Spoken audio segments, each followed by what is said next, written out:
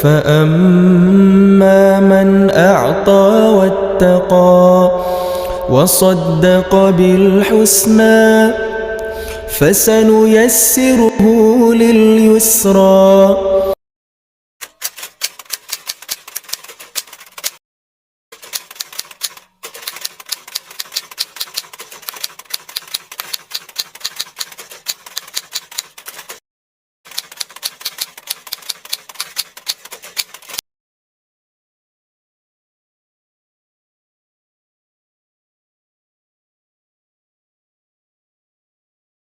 Jadi gini Bapak Ibu sekalian, ya, pernah nggak dengar hadis Nabi membawa anak kecil sholat?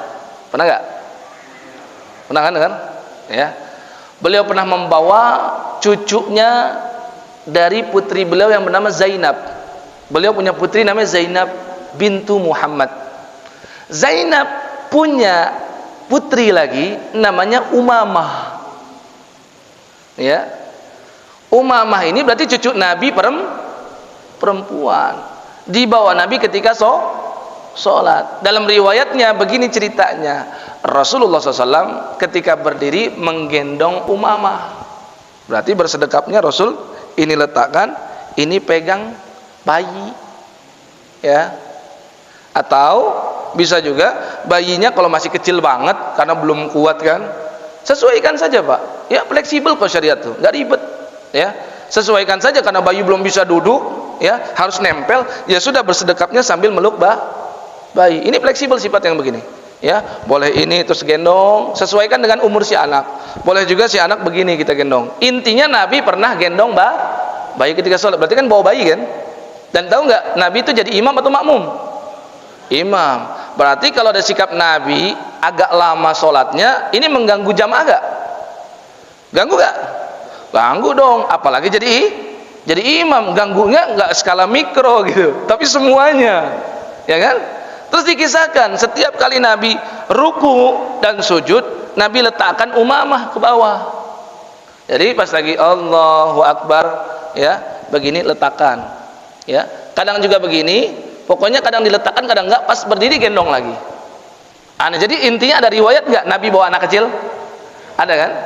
Ada juga riwayat Nabi SAW membawa Hasan dan Husain, ya putra daripada Ali bin Abi Thalib, ya dari hasil pernikahan dengan Fatimah putri Rasulullah SAW. Nah, yang ini agak lebih ini lagi nih, ya luar biasa.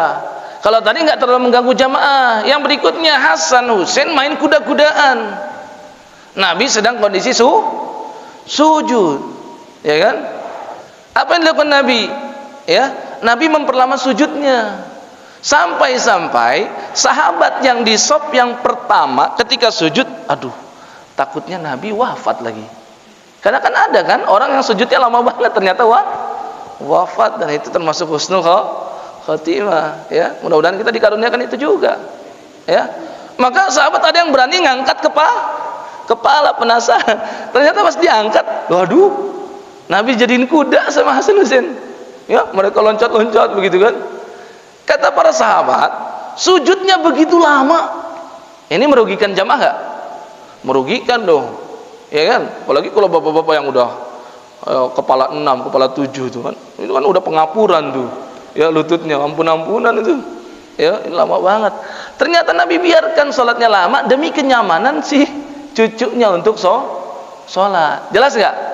Jadi dari dua dalil ini kiranya menunjukkan anjuran nggak bawa anak. Kalau secara zahir nih, sebentar nih, kita belum menyimpulkan hukum. Karena menyimpulkan hukum itu paling sulit. Kumpulkan dulu dalil, karena dalil itu nggak bisa dipahami secara parsial. Harus semuanya dikumpulkan. Dari dalil ini kiranya saya mau tanya, ini anjuran bawa anak nggak? Anjuran.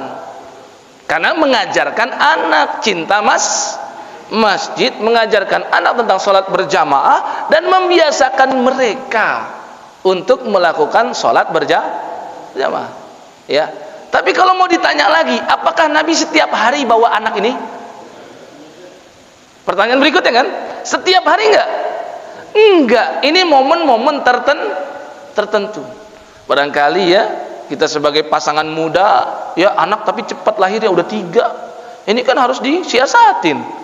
Ya, kalau kasihan itu mak di rumah ngurusin 3 bayi, ya, minta ini minta itu, maka kadang-kadang kita bawa satu orang, kan fleksibel saja Pak syariat.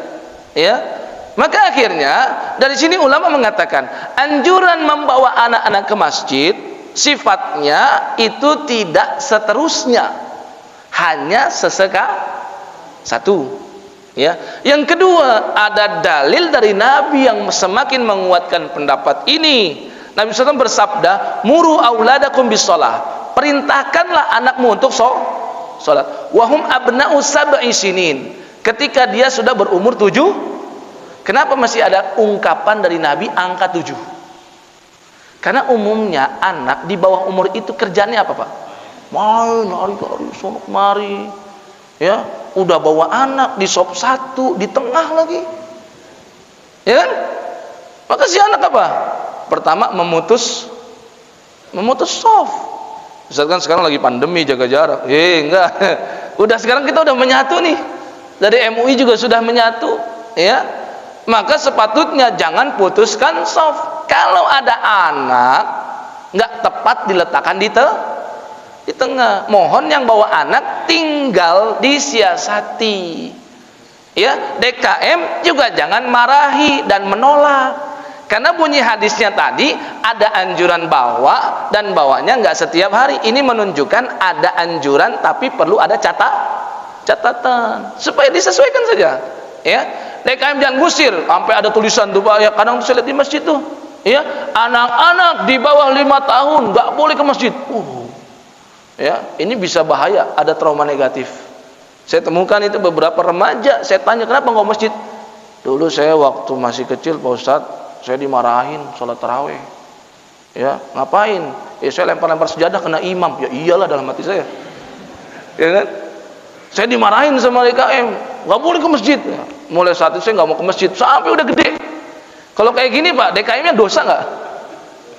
Ya, bisa menyebabkan anak nggak mau ke masjid sampai sudah gede, sampai sudah punya anak. Saya pernah nanya itu Pak. Oh ternyata ini hanya perlu siasati saja. Silakan bawa anak, jangan setiap hari. Silakan bawa anak, perhatikan anaknya. Kalau si anak ini sudah mumayyiz, ya, syukur-syukur sebelum 5 tahun sudah bisa dia. Ada anak seperti ini, ya. Maka itu Pak, kenapa Nabi itu anjurkan sholat sunnah itu perbanyak di rumah, ya. Dan ini nggak menolak yang mau sholat sunnah di masjid, tapi anjurannya di rumah. Kenapa Pak? Ngajarin anak tuh ngeliat kita sholat, dia ngikutin sendiri. Dan ini saya rasakan putra-putra saya, nggak perlu ada praktek sholat, nggak perlu ada kursus sholat, udah bisa dia. Cuma sering ngelihat orang tua, ya. Maka kalau yang sudah gede, ya, walaupun di bawah umur 7 tahun, ya, maka nggak apa-apa dibawa, ya. Tapi mohon perhatikan, jangan selalu dibawa, ya. Sesekali saja. Ya, yang kedua perhatikan soft, maka ke pojok saja tuh, ya, karena pojok memang batas soft, ya. Yang berikutnya, kalaupun seandainya nggak terjadi yang diinginkan, ya, contoh dia sudah coba di pojok, tapi di pojok udah ada orang. Kadang di masyarakat kan begini, sudah kapling Pak, kapling soft, ya kan, sudah pasang sejadah dari zuhur mau ke asar dia sudah pasang tuh, sehingga orang datang asar mau ke pojok nggak enak, ada sejadah orang, ya kan. Maka kalau kondisi ini terjadi, mohon DKM juga mengerti. Jangan langsung ini nggak boleh harus di pojok, jangan. Ya, toh ini cuma perbuatan sesekali, ya. Dan kalau si anak itu suka warawiri, lebih baik jangan dibawa. Sudah pernah diingatkan, anak masih begitu, karena memang belum 7 tahun. Dari Nabi itu makanya ada angka. Wadribuhum 'alaiha, baru mulai pukul si anak wahum asyru sinin, ketika sudah 10 tahun. Artinya sudah ada peringatan preventif dari syariat. Sebelum ini terjadi mulai ada ancaman. Jelas nggak kira-kira?